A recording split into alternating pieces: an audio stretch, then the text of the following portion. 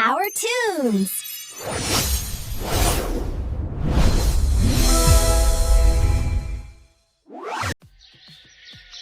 नहीं नहीं, कहीं नहीं लेकर जाओ मेरी माँ को। नहीं चलाओ, उन्हें बड़ा दर्द होगा। हाँ हाँ, नहीं चलाओ मेरी माँ को, उन्हें दर्द होगा। हमारी माँ हमें छोड़कर चली गई। संभालो बच्चों, खुद को संभालो। तुम्हारी माँ को कैंसर जैसी घातक बीमारी हो गई थी। बेचारी रोज तिल तिल करके मर ही रही थी। अब कम से कम उसे इस दुख से छुटकारा तो मिल गया। पिताजी आप ही टूट जाएंगे तो मेरी इन बहनों को कौन संभालेगा? संभालिए आप खुद को पिताजी।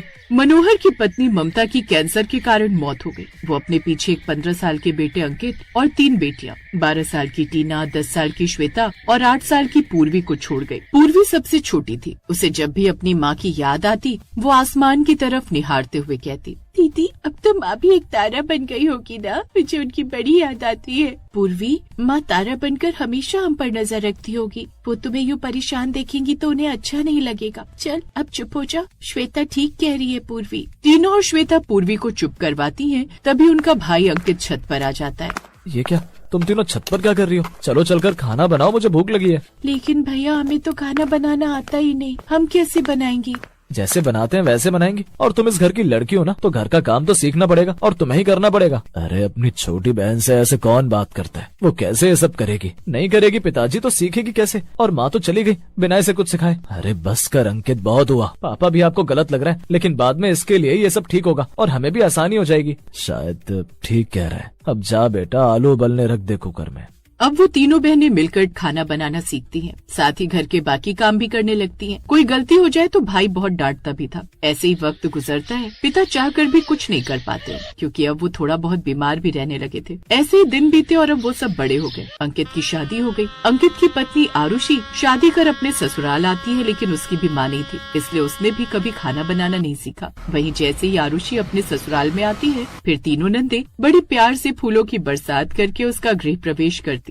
भाभी आपका हमारे घर में स्वागत है। भाभी आपको ठंड लग रही है, मैं शॉल लाऊं? नहीं नहीं, सब ठीक है। हे भगवान, मायके में माँ नहीं थी, अब ससुराल मिला तो वो भी बिना सास का है। सोचती थी ऐसे ससुराल में जाऊंगी जहाँ सास होगी और मुझे सास से माँ का प्यार मिलेगा, लेकिन यहाँ तो सास ही नहीं है। क्या भगवान जी, मेरी जिंदगी में मुझे कभी माँ का प्यार नहीं मिलेगा। अरे भाभी किस सोच में पड़ गई? नहीं नहीं कुछ नहीं, बस ऐसे ही। अरे फिर तो तुम्हें जोर की ठंड लग रही थी ना। ठहरो, मैं अभी तुम्हारे लिए शॉल ले आती हूँ। इसके बाद हम अंगूठी ढूंढने की रस्म भी करेंगे। फिर टीना मखमली गद्दे पर अपनी भाभी को बिठा देती है, जहाँ दूल्हा दुल्हन अंगूठी ढूंढने की रस्म करते हैं। ये आरुषि भाभी अब आपको जीतना ही होगा। अरे क्या पता कहीं भैया ही जीत जाए। अरे कोई भी जीते, लेकिन इस घर की बागडोर तो घर की लक्ष्मी यानी कि भाभी के हाथों में ही रहेगी। तभी पड़ोसन ताना देते हुए कहती है, अरे जिस घर में सास नहीं होती वहाँ बहू कुछ नहीं संभाल पाती। इस बेचारी की किस्मत भी कितनी खराब है, ना तो किस्मत में माँ थी और ना ही सास मिली। आंटी जी आप उसकी टेंशन मत लीजिए, इकलौती भाभी की हम 3 नंदे, हम सब संभाल लेंगे। भाभी जल्दी से अंगूठी ढूंढो ना और भैया को हरा दो। फिर जैसे ही आरुषि अंगूठी ढूंढती है तो उसे ही अंगूठी मिल जाती है और तीनों नंदे भाभी को गले लगा लेती हैं। कुछ देर के बाद वो उसे कमरे में छोड़कर आती हैं। बात करने में तो मेरी तीनों नंदों का स्वीट नेचर लग रहा है। अब तो कल मेरी पहली रसोई होगी, मैं कैसे सब कुछ करूंगी समझ ही नहीं आ रहा। अगली सुबह आरुषि अपनी पहली रसोई के लिए काफी घबराई हुई थी। उसकी घबराहट उसकी नंदे समझ गई। श्वेता दीदी,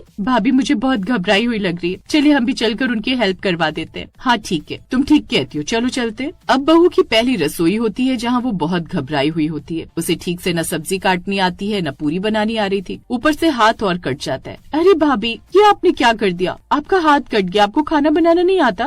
वही तो, भाभी को तो पूरी सेकनी भी नहीं आती। मुझे माफ कर दीजिए, मुझे ठीक से कोई काम करना नहीं आता है। वो माँ नहीं थी ना, और भाई ने काम करने नहीं दिए, वो खुद ही संभालते थे इसलिए। तभी उन तीनों को अपने भाई का किया हुआ व्यवहार याद आता है और वो चुप हो जाते। दीदी आप सब घबराइए मत, मैं बहुत बुरी हूँ, लेकिन मैं जल्दी जल्दी सब सीख जाऊंगी। अरे भाभी इतना परेशान होने की कोई जरूरत नहीं है, हम समझ सकते हैं। बहुत कम उम्र में आपकी मम्मी आपको छोड़कर चली गई थी, इसलिए आपको कुछ नहीं आता। माँ की कमी तो हमें भी महसूस होती है। अब हम आपको रोने नहीं देंगे। अगर नहीं आता बनाना तो कोई बात नहीं, हम धीरे धीरे आपको सिखा देंगे। हाँ भाभी, ये मत समझना कि ये बाकी ससुराल वालों की तरह ससुराल है जहाँ पर ननद खड़ूस होती है। आप हमें अपनी बहन ही समझिए। और हाँ भाभी, गलती होगी तभी तो सीखोगी, माँ कभी डरा कर नहीं सिखाती। तीनों नंदों की मदद से आरुषि पहली रसोई का खाना बनाकर तैयार कर देती है, जिसे ससुर जी और पति खाते हैं। अरे वाह, कितना स्वादिष्ट खाना है। तुम तो बहुत अच्छा खाना बनाती हो। हाँ बहू, तुमने तो हमारा दिल जीत लिया। जरा और गाजर का हलवा दो, इसमें तो बिल्कुल तुम्हारी सास के बनाए हाथों की महक है। हाँ पापा जी, क्योंकि ये हलवा दीदी ने बनाया है। बाकी सारा खाना बनाने में मेरी तीनों माँ जैसी नंदों ने ही मेरी मदद की है। अरे अरे भाभी, हमें माँ का दर्जा मत दीजिए, हम इतने बड़े नहीं हैं। लेकिन जिस तरह से आप मेरा ख्याल रख रहे हैं और मुझे खाना बनाना सिखा रही हैं, ये तो सिर्फ एक माँ ही कर सकती है। हाँ बहू, मैं तुम्हारी बात से बता सकता हूँ, मेरी बेटियाँ अपनी माँ से कम थोड़ी हैं। अच्छा ठीक है, बहुत होगी तारीफ। लड़कियों की ज्यादा तारीफ करो ना तो वो सर पर चढ़ जाती हैं, इसीलिए बाबूजी इनकी ज्यादा तारीफ करने की जरूरत नहीं है। और कल को पराये घर जाएंगी तो अच्छी बात है, जितना बनाना सीख जाए तो उतना ही बेहतर है। अच्छा मैं ऑफिस के लिए निकलता हूँ, मुझे लेट हो रहा है। अंकित की सख्ताई देख आरुषि को भी थोड़ा अजीब लगता है, लेकिन वो चुप रहती है। फिर तीनों नंदे ससुराल में उसे कंफर्टेबल फील कराती हैं। जो काम उसे नहीं आता वो थोड़ा थोड़ा सिखाती हैं। एक दिन तीज का व्रत होता है। ये पूजा व्रत तुम ना ही करो बहू तो बेहतर है, क्योंकि जिन बहुओं की सास नहीं होती उन बहुओं की पूजा कभी सफल नहीं होती। हाँ, और बहुओं को चुन्नी उड़ाने की रस्म सास करती है, तभी पूजा सफल होती है। बहू की आंखें भर आती हैं। तभी तीनों नंदे से सिर से चुन्नी उड़ा देती हैं। आज ये रस्म अधूरी नहीं है, क्योंकि हमारी माँ ने हमें सिर्फ बेटियां नहीं माँ बनना भी सिखाया था। कहा था जिस दिन तुम्हारी भाभी इस घर में आए तो तब से सारी सास वाली रस्में तुम चारों ही निभाना और मेरी कमी कभी महसूस नहीं होने देना। आज ये चुनरी हमारी माँ नहीं, उसकी परछाइयों ने उड़ाई है। शुक्रिया दीदी, आप सभी ने कदम कदम पर बिना सास के होते हुए भी एक माँ का फर्ज निभाया है। अब आरुषि और उसकी नंदों की बॉन्डिंग बहुत अच्छे से हो जाती है। अब कभी आरुषि उनके लिए शॉपिंग करके ले आती तो कभी उन्हें रेस्टोरेंट ले जाती।